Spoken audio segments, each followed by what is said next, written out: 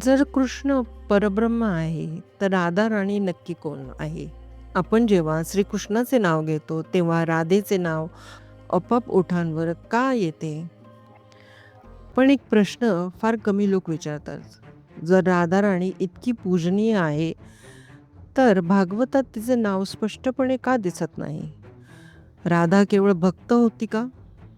की काहीतरी यापेक्षा खूपच मोठे सत्य आहे? हा व्हिडिओ शेवटपर्यंत पहा, कारण वेद, उपनिषद जे सत्य उघड करतात तेच तुमची राधाकृष्णाविषयीची संकल्पनाच बदलून टाकेल. आमच्या पीस विदिन चॅनलमध्ये आपले खूप खूप स्वागत. संत तिचे नाव अखंड गातात. भक्त कृष्णाला राधेशिवाय कल्पनाच करू शकत नाही. तरीही प्रश्न उरतोच, राधा राणी नक्की कोण? ती मानवी होती का? ती फक्त प्रतीक आहे का?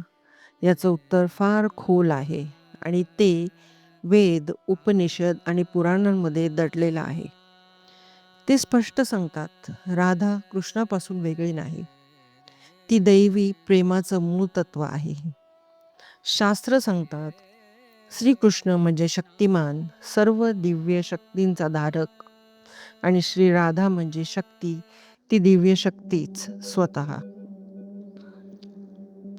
या सर्व शक्तींमध्ये एक सर्वात श्रेष्ठ, अतिशय लादिनी शक्ती, आनंद व प्रेम देणारी शक्ती, ही लादिनी शक्ती कोण आहे? तीच श्री राधा आहे. तीच आनंदाचा स्रोत आहे, जिच्याद्वारे कृष्ण स्वतः प्रेमाचा अनुभव घेतो आणि जिच्या कृपेने जीवांना प्रेम प्राप्त होतं. शास्त्र राधेचं गौरवगान करत म्हणतात,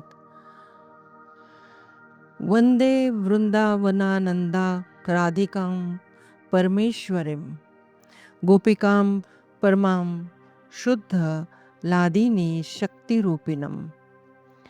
अर्थात श्री राधा ही परमेश्वरी आहे, सर्व गोपींमध्ये श्रेष्ठ, अत्यंत पवित्र आणि लादिनी शक्तीचं स्वरूप आहे. तिच्यापेक्षा श्रेष्ठ कोणीही नाही. क्षणभर थांबा. इथे तिला भक्त म्हटलं नाही, तिला परमेश्वरी म्हटलं आहे. आता येतो सर्वात गहन प्रश्न. ब्रह्मज्ञान प्राप्त ऋषींनी वेदांना विचारलं, तो परमदेव कोण आहे, ज्याला जाणल्याने सर्व ज्ञान प्राप्त होते? तो कोण आहे, ज्याच्या ज्ञानाने मृत्यूलाही विजय मिळतो? वेदांचे उत्तर. वेद स्पष्ट उत्तर देतात, श्रीकृष्णच परब्रह्म आहे. मृत्यूलाही गोविंदाची भीती वाटते. गोपीजन वल्लभ कृष्णाला जाणल्याने सर्व काही जाणलं जातं. आणि वेद सांगतात, कृष्णाचं ध्यान करा, कृष्णाचा रस अनुभवा आणि कृष्णाची भक्ती करा, म्हणजेच कृष्णच सर्वोच्च ब्रह्म आहे.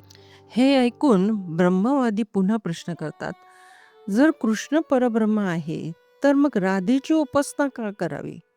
राधा नक्की कोण आहे? आणि इथे वेद अत्यंत गूढ सत्य सांगतात.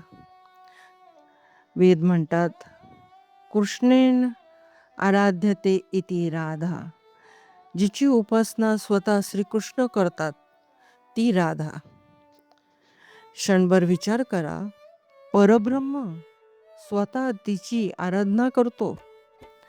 जर श्रीकृष्ण सर्वोच्च आहे, ज्याला ते मानतात, पुजतात, तीही सर्वोच्चच असली पाहिजे. राधिका उपनिषद आणखी पुढे सांगते, वेद स्वतः कबूल करतात की राधेला पूर्ण ओळखू शकत नाहीत. सृष्टीचा पालन करता कृष्ण तिच्या चरणांची धूळ मस्तकावर धारण करतो. लक्ष्मी, पार्वती, सरस्वती या तिच्याच अंशरूप शक्ती आहेत. आणि शेवटी म्हणतात, त्या आद्यशक्तीला, श्री राधेला आम्ही पुन्हा पुन्हा नमन करतो. म्हणूनच शाश्वत निष्कर्ष स्पष्ट आहे, कृष्ण परब्रह्म, सर्वोच्च देव, राधा सर्वोच्च शक्ती, लादिनी शक्ती. ते वेगळे नाहीत. कृष्ण राधेशिवाय अपूर्ण, राधा कृष्णाशिवाय अशक्य. शक्ती आणि शक्तिमान, परमप्रियकर आणि परमप्रियसी, एकच परमतत्व दोन रूपात प्रकट. म्हणून आज चला आपण सर्वजण श्री राधाचरणीच्या चरणी मस्तक टेकूया, कारण तिच्या कृपेशिवाय श्रीकृष्णाची शाश्वत सेवा कधीच मिळू शकत नाही. राधे राधे. मित्रांनो, ही माहिती तुम्हाला कशी वाटली हे आम्हाला कमेंट करून नक्की सांगा. व्हिडिओला लाईक, शेअर आणि सबस्क्राईब करायला विसरू नका. धन्यवाद.